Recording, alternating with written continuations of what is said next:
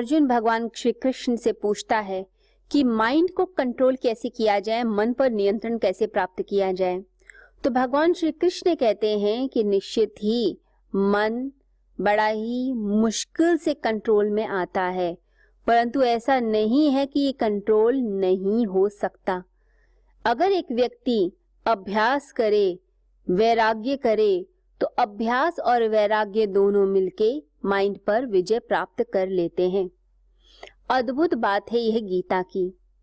गीता ने पूरे विश्व को एक संदेश दिया है कि मन पर नियंत्रण कैसे पाया जा सके, क्योंकि माइंड कंट्रोल करना अपने आप में एक बहुत बड़ी साइंस है। हर व्यक्ति परेशान है मन की दुविधाओं से, हर व्यक्ति परेशान है अपने इमोशन से, कैसे कंट्रोल किया जाए। किताबें मिल जाती हैं, बुक्स मिल जाती हैं, डिग्रीज मिल जाती हैं, सारी चीजें संसार की मिलती हैं। कई बार देखा गया है बहुत अच्छे घरों में भी लोग पैदा होते हैं जहां बहुत पैसा होता है, परंतु फिर भी व्यक्ति डिप्रेशन में है। ऐसा नहीं कि जिसको नहीं मिलता वो डिप्रेशन में है, जिनके पास सब कुछ है उन्हें भी डिप्रेशन है। तो जिंदगी में ये जो माइंड की प्रॉब्लम्स है, साइकोलॉजिकल प्रॉब्लम्स है, इमोशनल प्रॉब्लम्स है, रिलेशनशिप प्रॉब्लम्स है, ये सारी इतनी उलझी हुई चीजें हैं कि जिन्हें सुलझाना बहुत ज्यादा जरूरी होता है। तो भगवान श्री कृष्ण समझाते हैं कि ये सभी समस्याएं मनुष्य की दूर हो सकती हैं, उलझने दूर हो सकती हैं यदि व्यक्ति इसके लिए वैराग्य और अभ्यास करे। ये दो प्राण हैं गीता के। गीता के प्राण अभ्यास और वैराग्य में हैं। तो जब भी मन पर नियंत्रण पाना हो तो इन दो चीज की प्रैक्टिस कीजिए अच्छे से। एक तो विधि आनी चाहिए, दूसरी बात है डिटैचमेंट। जिस चीज की तरफ नहीं जाना वहां से डिटैच होते जाइए। वैराग्य पैदा कीजिए, आसक्ति नहीं, पैर वहां से दूर होते जाएं। आपको अपने घर जाना है तो पैर घर की तरफ चलें, ना कि मार्केट की तरफ। अट्रैक्शन अगर मार्केट में ही रहेगा तो व्यक्ति घर नहीं आता, वहीं गोल गोल घूमता रहेगा। तो भगवान कहते हैं मन पर नियंत्रण पाना यानी वापस अपने घर पर लौटना। मनुष्य का मतलब है मन वाला। हम अपने आप को मन ही समझ लेते हैं और मन के तल पर ही जीवन बीत जाता है, और मन है संकल्प विकल्प, मैं ये करूं या वो करूं। तो डेली डेली चेंजेस होते रहते हैं। जो मन के तल पर अटक गया वो व्यक्ति जिंदगी में परेशान ही रहेगा, क्योंकि माइंड की आदत है द्वैत में रहना, ड्युअलिटी में रहना। वो अद्वैत नहीं होता, एक नहीं होता। वो कभी कुछ सोचेगा, कभी कुछ, एक क्षण पहले कुछ, दूसरे क्षण कुछ। कई बार देखा जाता है एक व्यक्ति का मन बड़ी तेजी से बदल रहा है। एक बार तो दान देने की इतनी इच्छा हो गई कि लगा कि अपना सब कुछ उस व्यक्ति को मैं दे दूं, और दूसरे ही क्षण लगा कि नहीं, मैं क्यों दूं, बल्कि उसका भी छीन लूं। इतनी एक्सट्रीम्स में माइंड डोल जाता है। तो इतनी एक्सट्रीम्स में जो माइंड डोलता है, आप ये समझ लीजिए उस माइंड पे नियंत्रण कैसे किया जाए, इसकी विधि भगवान श्री कृष्ण इस श्लोक में समझाते हैं। भगवान कहते हैं जिस चीज का भी अभ्यास करा दिया जाए मन वैसा ही हो जाता है। जिस आयाम की तरफ, जिस डायमेंशन की तरफ, जिस डायरेक्शन की तरफ आप चलने लग जाते हैं, वही हो जाते हैं। इनफाइनाइट पॉसिबिलिटीज हैं आपके पास, आप कुछ भी हो सकते हैं, लेकिन आप जो हैं वो एक पॉसिबिलिटी है जो आपके अभ्यास से आई, जो आपको समाज ने दी, जो आपके परिवार ने आपको सिखाई। जैसी भाषा सिखाई, आप मराठी बोलते हैं, आप इंग्लिश बोलते हैं, हिंदी, तेलुगु, मलयालम क्या बोलते हैं, ये भाषा कौन सिखा रहा है? परमात्मा ये भाषा नहीं सिखाते। ये भाषा जो हम सीखते हैं वो यहाँ इसी संसार में आके सीखते हैं। तो जैसी कंडीशनिंग, जैसे संस्कार दे दिए गए बचपन में, बिल्कुल वही भाषा फिर हम बोलना शुरू करते हैं। इसलिए किसी भी व्यक्ति को देखकर बताया जा सकता है इसकी मदर टंग क्या है। मदर टंग यानी जो हमने शुरुआत में सीखी, हमारी माँ ने हमें सिखाई।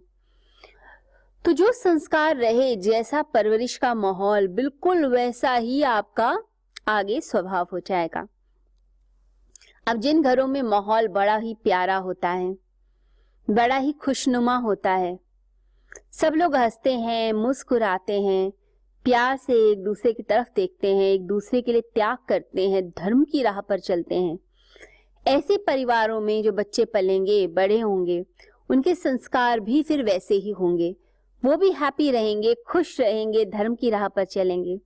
परंतु कुछ लोग ऐसे होते हैं जिनके परिवारों में हमेशा कलह होती है, लड़ाइयां होती हैं, एक दूसरे के ऊपर आरोप लगाए जाते हैं, तुम ऐसे हो, तुम वैसे हो।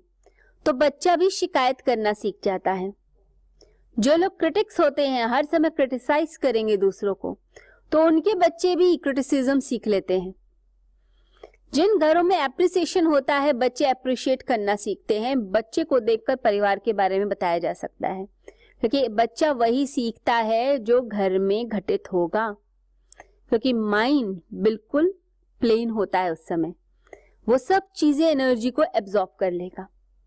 तो आप कैसा भविष्य चाहते हैं इस देश का, वैसे ही अपने बच्चों को माहौल दे दीजिए, क्योंकि एक एक व्यक्ति से समाज बनता है और समाज से ये पूरा देश बनता है और अलग अलग देशों से पूरा विश्व बनता है। तो एक एक व्यक्ति पर ध्यान देना बहुत जरूरी है। तो जैसे संस्कार दिए, जैसा सिखाया, वही फिर आगे आता है। तो अभ्यास का बड़ा ही महत्व है, उसकी इंपॉर्टेंस है।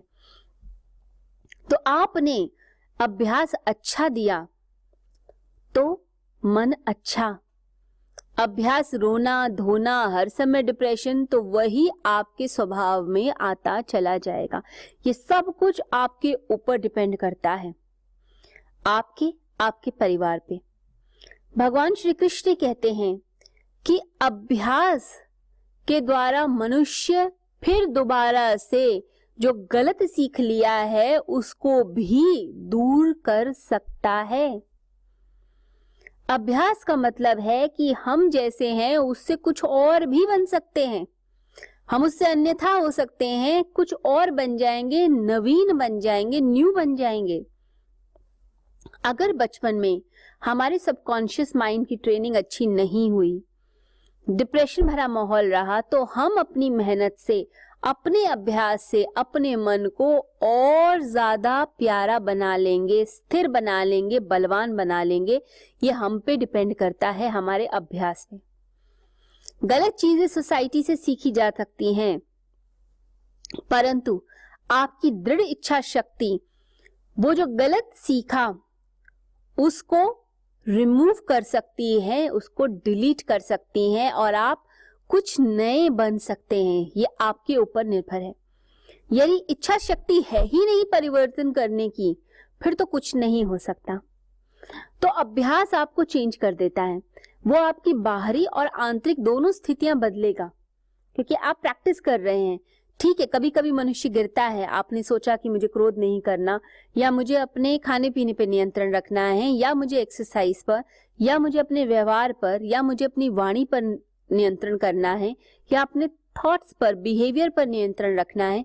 कभी कभी प्रैक्टिस के बीच बीच में लगेगा कि गलती हो गई, लेकिन फिर दोबारा से खड़े होइए और फिर दोबारा से अपने आप को चेंज करने की कोशिश कीजिए। थोड़ा थोड़ा करते करते व्यक्ति वहां पहुंच जाता है जहां उसे पहुंचना है। और यदि हम हार ही गए फिर तो कुछ नहीं होगा। तो भगवान कहते हैं पूरी स्थिति ही बदल देता है ये अभ्यास।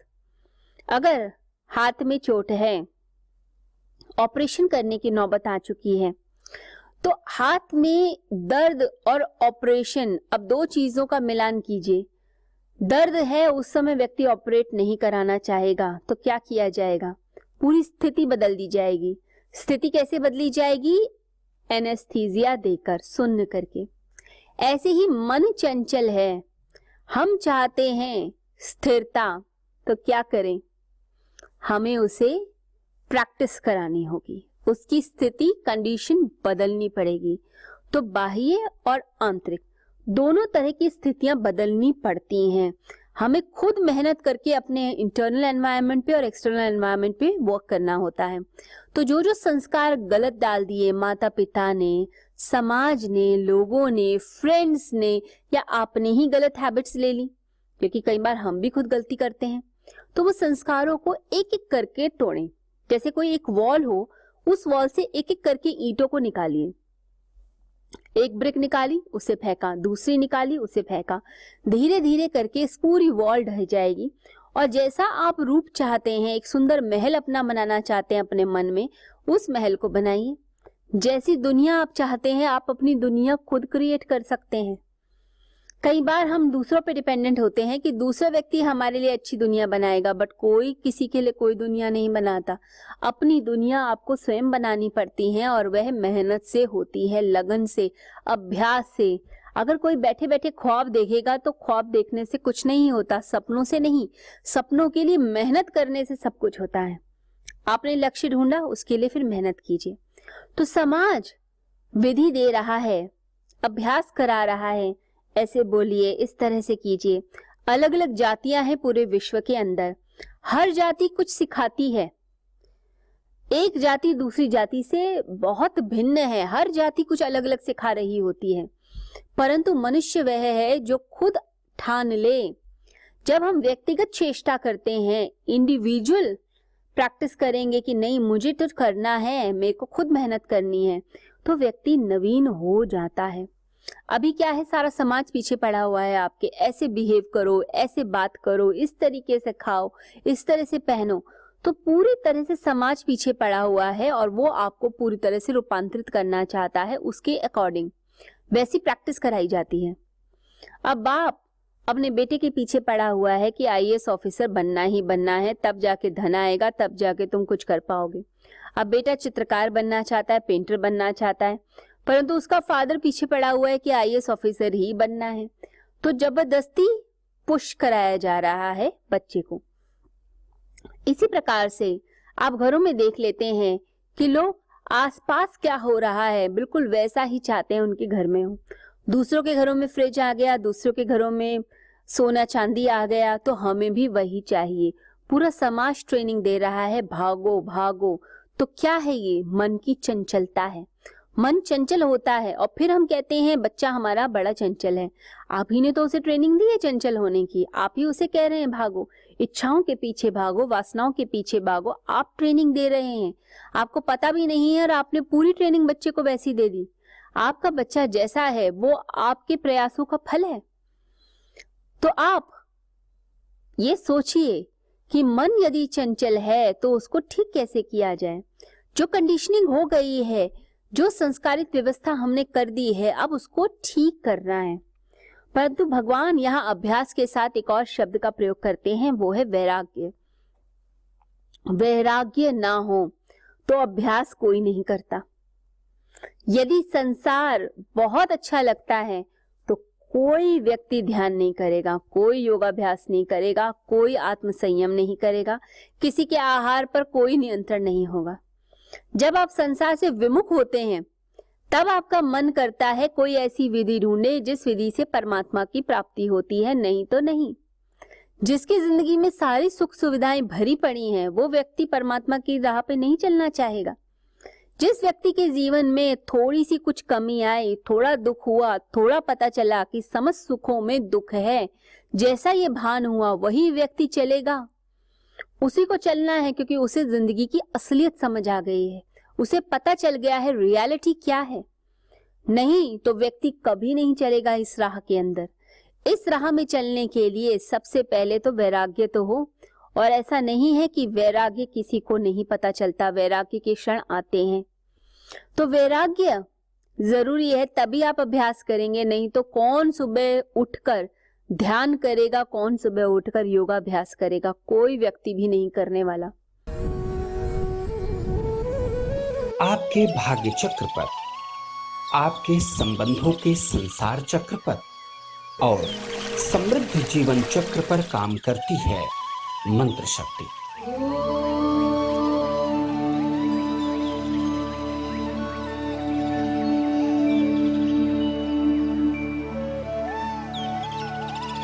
इस गुरु पूर्णिमा पूज्य गुरुवर श्री सुधांशु जी महाराज के पावन सानिध्य में मंत्र शक्ति जागरण, पावर हीलिंग एवं मृत संजीवनी साधना द्वारा ब्रह्मांड से जोड़ दीजिए, पूरे ब्रह्मांड का एक हिस्सा आप भी है।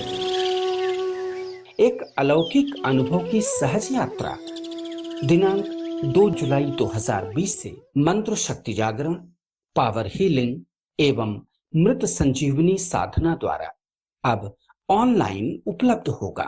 इस बार मेरे मन में ये बात जरूर आई है कि मैं आप लोगों को रहस्यात्मक विद्याएं बताऊं, लेकिन आप उसकी साधना करें तो अत्यंत लाभ प्राप्त करेंगे।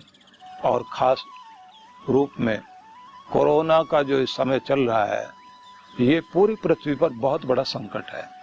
इस समय सबको बहुत बड़ी कृपा की आवश्यकता है।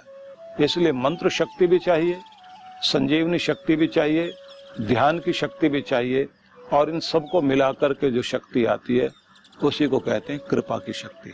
आपको आपके भाग्य से भी अधिक मिले, आपकी मेहनत से भी अधिक मिले, वो सब कृपा से ही मिल सकता है। तो इसलिए 25 जून से लगातार आप 1 जुलाई तक गुरु गीता सुने, लेकिन 2 जुलाई से आपको 4 दिनों के लिए, मतलब 5 जुलाई तक के लिए अवसर है, गुरु पूर्णिमा तक, जब आप साधना सीखेंगे और इस शक्ति को प्राप्त करेंगे। आप सबके लिए बहुत सारी मंगल कामनाएं। ओम शांति शांति।